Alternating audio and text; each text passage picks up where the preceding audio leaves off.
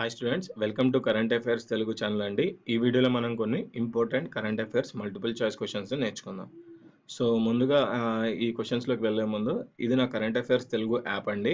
ఇది Android app. మీరు Android play స్టోర్లోకి వెళ్ళి current affairs Telugu by Sandeep అని సెర్చ్ చేస్తే ఇదే లోగోతో మీకు ఒక యాప్ కనిపిస్తుంది. మీరు డౌన్లోడ్ చేసుకొని నేను ఇప్పుడు డిస్కస్ చేసే ప్రాక్టీస్ క్వశ్చన్స్ అన్ని మీరు ఎన్ని టైమ్స్ అన్నా ప్రాక్టీస్ చేసుకోవచ్చు. Okay, first Indian seed Congress 2017 ఎక్కడ జరిగింది? సో ఇండియన్ సీడ్ కాంగ్రెస్ 2017 వచ్చి కోల్కతాలో జరిగిందండి. కోల్కతాలో జరిగింది. సో దీని వివరణ వచ్చేసి సీడ్ ఆఫ్ జాయ్ అనే థీమ్తో కోల్కతాలో ఇండియన్ సీడ్ కాంగ్రెస్ 2017ను కేంద్ర వ్యవసాయ మరియు రైతు సంక్షేమ శాఖ నిర్వహించాయి. సో ఎక్కడ నిర్వహించాయండి? కేంద్ర వ్యవసాయ శాఖ మరియు రైతు సంక్షేమ శాఖ కోల్కతాలోని ఇండియన్ సీడ్ కాంగ్రెస్ను నిర్వహించాయి. సీడ్ ఆఫ్ జాయ్ దీని యొక్క థీమ్. ఆర్థిక స్వేచ్ఛ ఇండెక్స్ 2017లో భారత ర్యాంకు ఎంత? సో ఆర్థిక స్వేచ్ఛ ఇండెక్స్ భారత ర్యాంక్ వచ్చేసి 143 అండి. సో 186 దేశాలతో అమెరికాకు చెందిన హెరిటేజ్ ఫౌండేషన్ సంస్థ ఆర్థిక స్వేచ్ఛ ఇండెక్స్ 2017ను తయారు చేసింది. ఈ నివేదికలో హాంకాంగ్, సింగపూర్, న్యూజిలాండ్ దేశాలు తొలి 3 స్థానాల్లో ఉన్నాయి. సో ఈ యొక్క జాబితాని ఎవరు తయారు చేశారండి? అమెరికాకు చెందిన హెరిటేజ్ ఫౌండేషన్.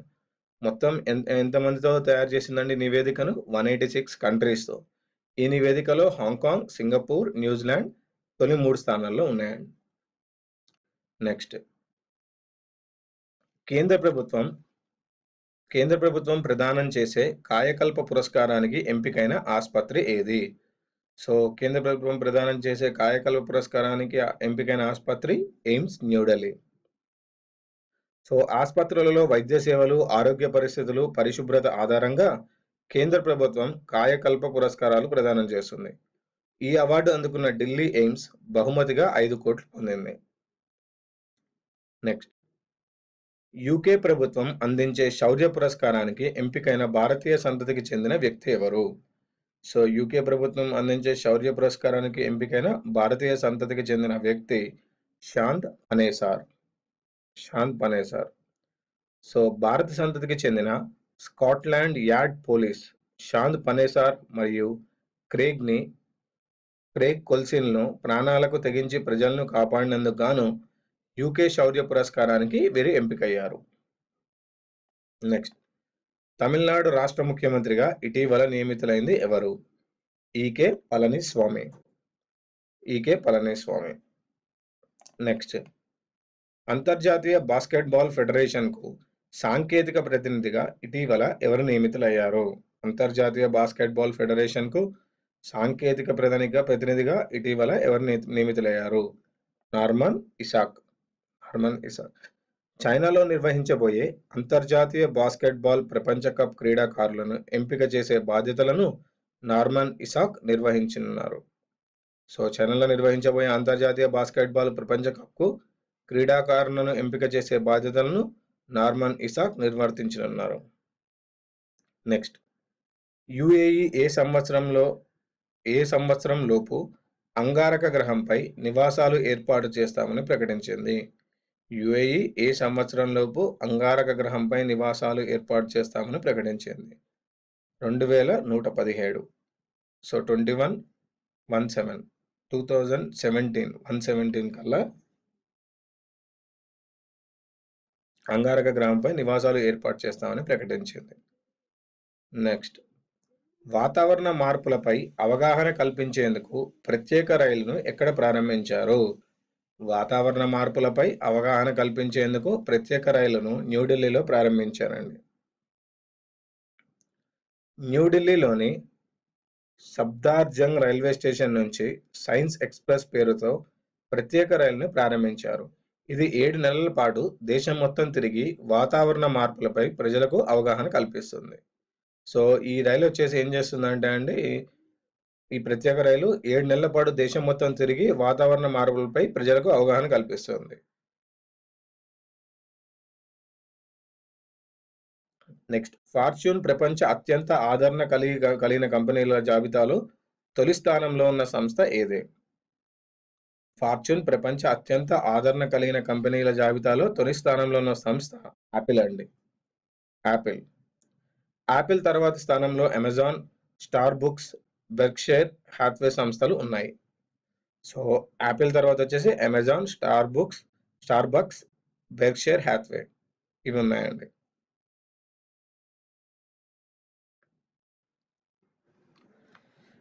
నెక్స్ట్ ప్రతిష్టాత్మక వ్యాస్ సమ్మాన్ 2016 పురస్కారానికి ఎవరు ఎంపికయ్యారు? ప్రతిష్టాత్మక వ్యాస్ సమ్మాన్ 2016 పురస్కారానికి ఎంపికైంది సురేంద్ర వర్మ. సో సురేంద్ర వర్మ రాసిన కాట్నా షామి కా వృక్ష పద్మ నవలకు గాను వ్యాస్ సమ్మాన్ 2016 పురస్కారం వరించింది. ఈ అవార్డు కింద 3.5 లక్షల నగదు బహుమతితో పాటు ప్రశంసాపత్రం, జ్ఞాపిక అందజేస్తారు. హిందీ సాహిత్యానికి గాను కేకే బిర్లా ఫౌండేషన్ ఏటా ఈ అవార్డులు ప్రదానం చేస్తుంది.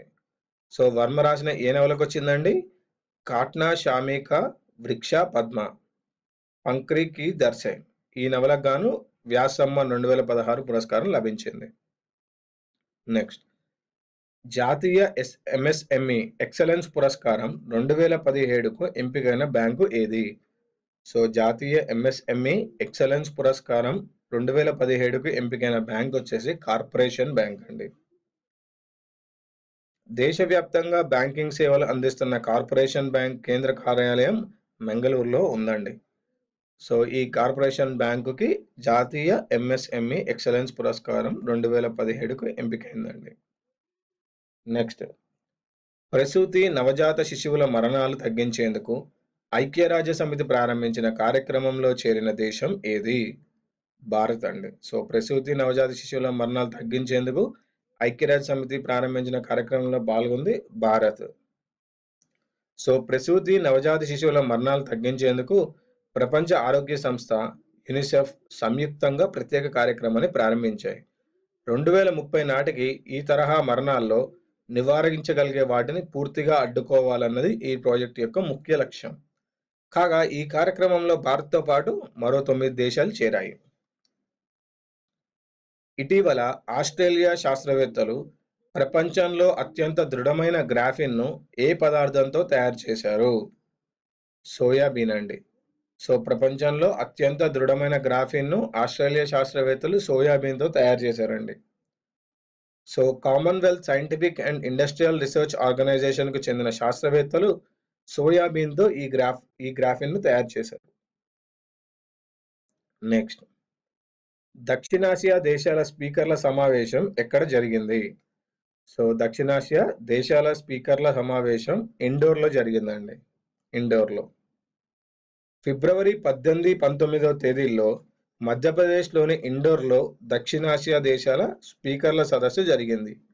ఈ కార్యక్రమానికి భారత్, ఆఫ్ఘనిస్తాన్, బంగ్లాదేశ్, భూటాన్, శ్రీలంక, మాల్దీవులు, నేపాల్ దేశాల స్పీకర్లు హాజరయ్యారు. నెక్స్ట్ ప్రతిష్టాత్మక బ్రాండ్ లారెట్ పురస్కారం 2017కు ఎవరు ఎంపికయ్యారు?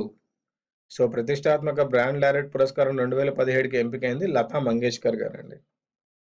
సో లతా మంగేష్కర్ ఇప్పటి వరకు 30,000 పాటలు పాడారు. భారతీయ సినిమాకు చేసిన సేవలకు గాను ఆమె బ్రాండ్ లారెట్ పురస్కారానికి ఎంపికయ్యారు. బాలీవుడ్ నటుడు షారుఖ్ ఖాన్ ఈ పురస్కారాన్ని 2012లో అందుకున్నారు.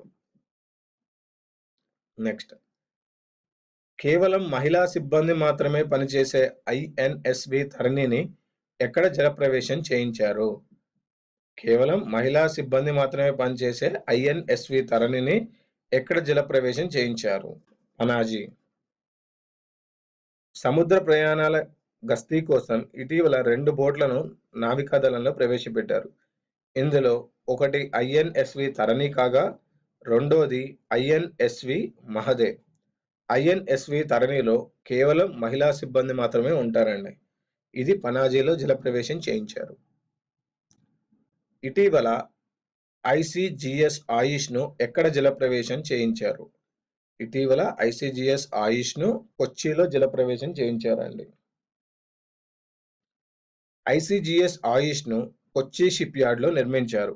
ఇది భారత్ ప్రత్యేక ఆర్థిక సముద్ర జోన్ ప్రాంతంలో స్మగ్లింగ్ను అరికట్టేందుకు పనిచేస్తూ సముద్ర శోధన, రెస్క్యూ ఆపరేషన్లు నిర్వహిస్తుంది. నెక్స్ట్, ఇటీవల ఇస్రో స్వదేశీ పరిజ్ఞానంతో అభివృద్ధి చేసిన క్రయోజెనిక్ ఇంజన్ C-25ను ఏ వాహక నౌకలో ఉపయోగించనున్నారు? ఇటీవల ఇస్రో స్వదేశీ పరిజ్ఞానంతో అభివృద్ధి చేసిన క్రయోజెనిక్ ఇంజన్ C-25ను ఏ వాహక నౌకలో ఉపయోగించనున్నారు?